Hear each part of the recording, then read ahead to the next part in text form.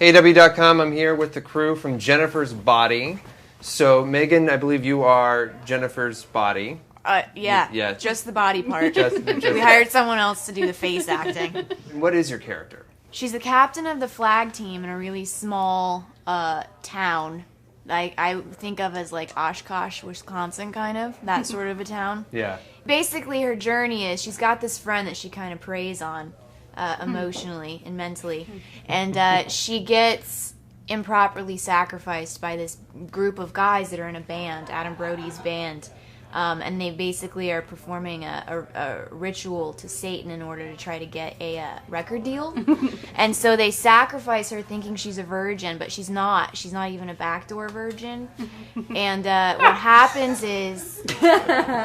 That's her words. It's one of those. Yeah. Those are Diablo's words. One of those Diablo. So what happens when you do a sacrifice and it's not the proper way is the victim becomes taken over by a demon.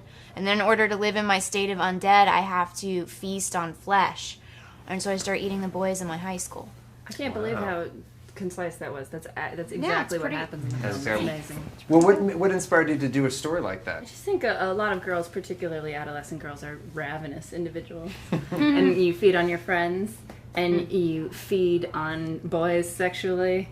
And it's a time when emotions are heightened and you feel a little bit insane. Yeah. And I thought, no one's really, well, I guess a lot of people have, but specifically with women, you haven't really seen that literalized in a horror movie. And Karen, how did you come into this whole process, and what did you want to bring to Diablo's script?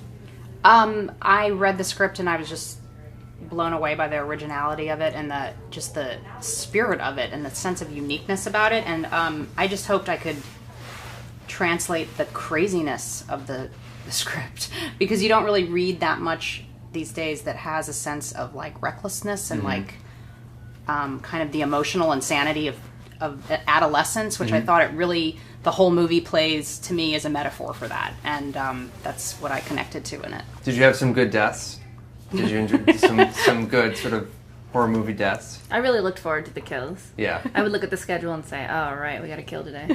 What was your favorite one?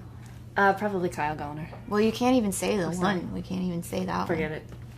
Oh, no, you can say that one. You can't, but you can't say You that. should know that going in. It can't end well. Yeah, really. If somebody goes out with Jennifer, they're pretty much... They're done. Toast. Yeah. How many are you Comic-Con veterans, and how many of you are here for your first time? Is this like Rocky Horror, where you're like a virgin if you haven't been? Yeah, pretty much. Oh, I see. So You're you worried haven't about them been? taking you out and doing something awful. Exactly. To you. Yeah, I don't this is your first want to time. be pulled into the crowd, because this is actually my first time. And that makes you nervous a little bit. A little bit. Have you been, Jason? This is my first time. I got here a couple hours ago. I just walked the floor. Yeah? I was Are you okay? prepared by the amount of people. I wasn't prepared for the smell. Yes. It gets right. It's strong. It's It pungent. definitely gets right. Costumes. It means the smell of excitement. It couldn't possibly be insulting people that could see the film. Well, when I just look forward over my career and I imagine the amount of my films that will appeal to the comic book crowd. Yeah, but this one's the one that's coming out in like a month. Yeah. Oh yeah, there's nothing that I could say that could harm this film. It's too good. That was good. Oh, those are strong words. Those are really strong words. Oh yeah, no, everyone else should be afraid of us. Oh, jeez, Louise. Wow. This is a PR nightmare. Well, he's not... Don't worry. I have a feeling that anything said at this end of the couch is not going to be used. So I think you girls are going to be fine. Done.